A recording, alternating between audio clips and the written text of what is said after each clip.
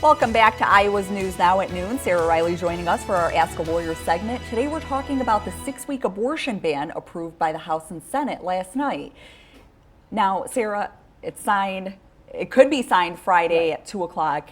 How soon after this is signed could we expect to see the lawsuits, anyone trying to block it? What can we expect? Well, it sounds like from the earlier reporting there has already been a lawsuit filed. So Planned Parenthood and I believe the ACLU, if they haven't already filed it, they intend to file the lawsuit. In the last time when they had the 72-hour waiting period, I looked this up, and they actually filed the lawsuit to enjoin the law 2 days before then Governor Branstad signed the law. And then within that same day that he signed it on May 5th, and I think it was 2018 anyway, they then got the injunction. One of the justices of the Iowa Supreme Court granted the injunction to enjoin enforcement of the 72-hour waiting period. And then it went through the court in 13 months plus like a week, which is very fast to go from filing a lawsuit to go all the way to the Iowa Supreme Court in that amount of time.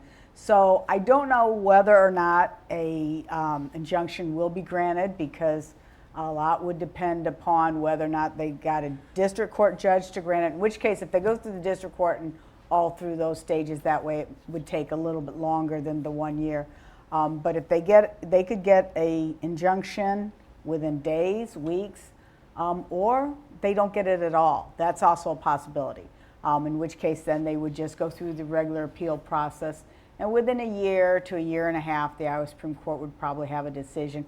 And that is anyone's guess how they'll rule, because they recently had their 3-3 decision on whether to bring back the earlier 6-week abortion ban that had been ruled to be unconstitutional. And that isn't normally how you bring back laws. You have to repass them.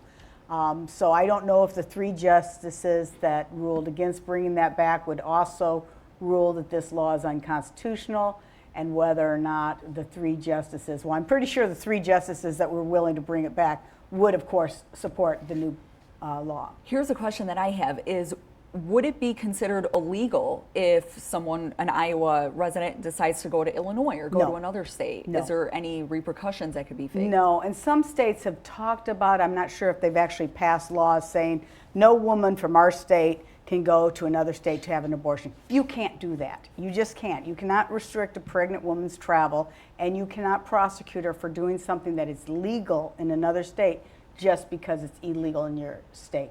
That would never be held constitutional. You couldn't, because you would say a pregnant woman doesn't have the right to travel and doesn't have the right to do things that are legal where they're legal. So while there are some people, I haven't heard anyone talk about doing that in Iowa. There have been in Texas and some western states. I don't know if it was Idaho, Montana, some other state I know has talked about prohibiting women from their state from leaving the state and making that a crime.